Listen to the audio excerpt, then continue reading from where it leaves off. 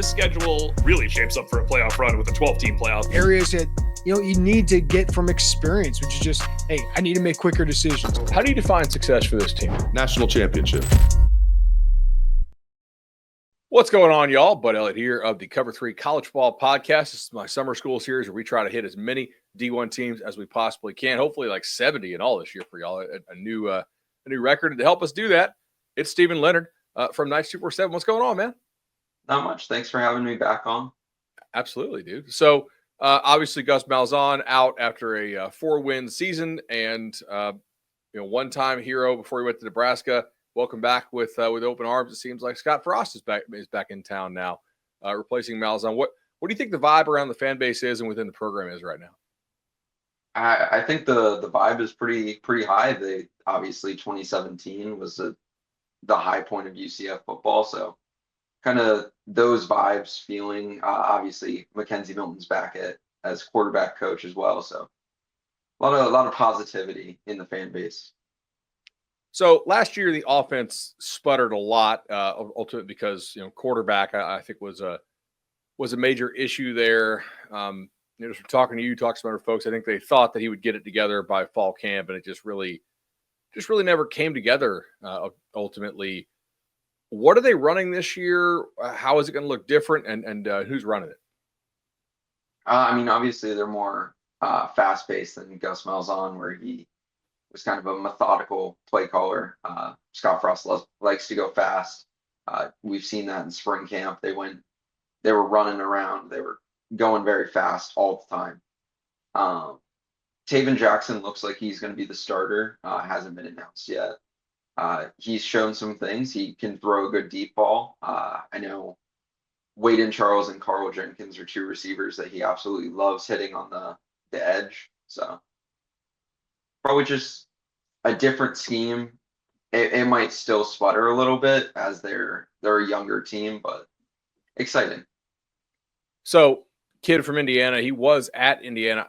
He had a big game against Louisville? I think it was maybe in the Dome, if I'm remembering correctly. Or I know he had a good game against somebody at one point. For folks who haven't watched him, at 6'4", 212 was a pretty good build. Is he somebody who's a real dual threat? He's mobile. He's not a run-first guy like UCF has had in the past with like a John Rice Plumlee, but he can move around. I think our 247 experts mocked him as a Jordan Love type quarterback coming out of high school, and from a player profile that seems to fit. Nice. Obviously, so his legs will be a part of it, but not the main feature. UCF has been just an absolute boon for college fantasy players with the running back position. Harvey, of course, most recently. Who should we be targeting this year? Is there a guy who's going to get or could get at least the vast majority of carries and touchdowns for this squad? Obviously Scott has kind of mixed and matched running backs most of his coaching career, but Miles Montgomery, probably going to be team captain, has shown absolute leadership. And last year you saw it when Harvey needed a break. Miles was that guy that came in, got a good 10 yards on most runs. He'll probably be the lead back this year, and if he gets the leash to have, say, 150 plus carries, he has a good chance to make something happen. Is there a guy on offense who you'd be happy to be wrong about? Either maybe he finally plays up to his potential, or perhaps maybe he reaches his ceiling of potential a year earlier than everybody currently expects him to, that would really maybe change the course of this offense for the better for this season. And you can't say quarterback because that's kind of cheating, and everybody would just say quarterback, so it kind of ruins the question. I'm really high on Waden Charles. He's the freshman out of South Florida. He showed a lot during spring camp. He was running mostly as their starting X receiver. They have a lot of confidence in him. I think he can be a 35-plus catch guy as a true freshman. So. He's pretty legit, man. He was also a basketball kid. Obviously, legitimate skills. I'll be watching that for sure. Offensive line, chance to be okay, chance to avoid a drop-off from last year. What are we thinking there? I think there's a chance to improve on last year. Obviously, they kind of struggled a lot mix and matching guys that weren't really in their best positions.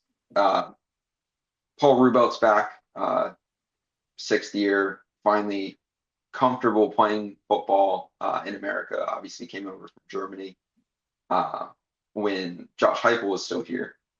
Carter Miller came in, flipped from Colorado Okay. in the winter portal. He's going to start at center. And then the other guys kind of mix and match, but I think they have a good 5 or 6 guys that could play those other 3 spots. Awesome. All right, Steve, let's hit a break here. Oh, well, actually, one more thing.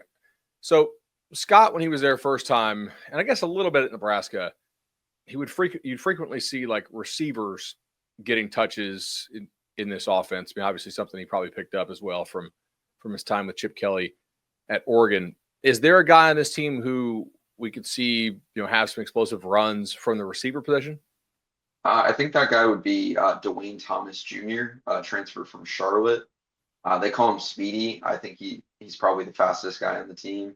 He's going to play in the slot position with Day Farmer out. So I think he has the best chance to be that guy. Gotcha. Awesome, man. All right, now let's hit that break. And on the flip side, we'll talk a little Knights defense. When you need your sports news all the time, we've got breaking news to bring to you. CBS Sports HQ gives you a snapshot of all the sports that matter to you. When you need your sports in a snap, find it on CBS Sports HQ, streaming free anywhere you are. All right, guys, welcome back here to the Cover 3 College Football Podcast. I'm with Stephen Leonard. Nice 247 does a nice job covering UCF Knights for us, of course, here in Orlando. So Scott Frost brings back a familiar name that some fans loved and some fans hated, kind of depending on which team you rooted for at the time. That's defensive coordinator Alex Grinch. So didn't go well at USC, but obviously went great at Washington State once upon a time. And I think some mixed results there along the way, opposite of some really dynamic Lincoln Riley offenses. What is his approach going to be this year to kind of rebuild this defense in year one? I think he's been more of a players coach, letting the players prove what they can do and building defense around that.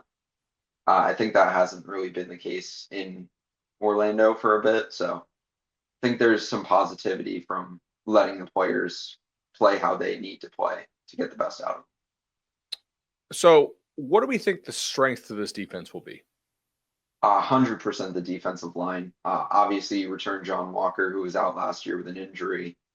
Malachi Lawrence is back. Nigel Kelly's back.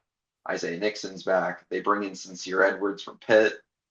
Horace Lockett from Georgia Tech, RJ Jackson from Tulsa. The defensive line, obviously, Kenny Martin is the only position coach that was retained. There's a reason for that. The defensive line is the strength of this team and has been for the last, I would say, probably 3 years outside of RJ Hardy. Has Grinch talked about how aggressive he plans to be with this group? Obviously, a rather inexperienced back seven, but at the same time, I guess if you're going to play super up tempo, you kind of are cool with creating turnovers, and if you give up a score, I guess the offense gets the ball back. Has he talked about that approach at all in terms of marrying it and playing kind of collaborative football or complementary football with the offense? He hasn't exactly talked about the aggressiveness so far, but we did witness some nickel blitzes, some more blitz packages than maybe we're used to seeing from UCF. Who are some of the guys who need to step up in that back in that back seven if UCF's going to make strides this year? I think Philip Dunham is a name to know. He came in from FAU, was at Indiana originally. He showed out a lot in spring practice, really took that free safety position over. And Isaiah Reed joining the team right now from Brown. They just lost Chasen Johnson. They're going to need to have a true cornerback one, and I think he has the potential to do that. Nice. On defense, it's kind of the same question I asked you on offense. Is there a guy that we're maybe like not expecting to be awesome right now, but at least in theory he could be, and it would really help the defense if he was like right now? I think Lewis Carter is the name to watch there. I think a lot of people know him obviously as like a rotational guy at Oklahoma, but I think he's showing that he can truly be like a starting linebacker, kind of the linchpin of the defense. He's been calling it all spring. Nice. So this schedule, all right, yeah. So Jacksonville State, North Carolina A&T, bye week, UNC at Kansas State, host Kansas, at Cincinnati, host the Mountaineers, at Baylor, host Houston, at Texas Tech, host Oklahoma State, at BYU. Okay, so that road schedule is hard as hell. But I think if you're Scott Frost, you see those home games you get, you're like, yeah, I'm taking this all day. Because like every home game is pretty winnable. I don't know if you're favored in all of them, but they're not big dogs in any of these home games, I wouldn't think. How would you define success for this UCF team in 25? I mean, I think making it back to a bowl game is just step one. Obviously, they put a clause in Scott Frost's contract. If they make it to a bowl game this year, he gets a 6th year to his contract. So that's clearly their goal and what they hope to get out of the season. And I think that would be a success, showing that you're competitive in the Big 12. Kind of similar to what Gus Malzahn's first year in Big 12 was. Makes Obviously. sense. What is there a game that stands out to you as more gettable, perhaps on the road than the others? Cincinnati's on the road, right? Yeah. Yeah. I think that's the one. Obviously, the players are going to be up for it being a rivalry game. So I think that's the one that you have to go get. And I think you have to like that with all the inexperience on the offense and all the youth. In Jacksonville State, UNC A&T bye week, Carolina is a pretty good way to ease into the first 4 weeks of the season if you're trying to incorporate a lot of new pieces. I'm sure there'll be some growing pains, but the growing pains that don't lead to losses are oftentimes pretty beneficial, right? So I'm excited to watch that.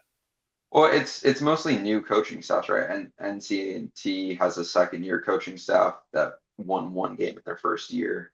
So it's 1 game of wins combined out of those first 3. That is not great. So awesome, man. Well, hey, I really appreciate this. You do a great job over for us at Night 247, and we'll catch up soon. All right, I appreciate it.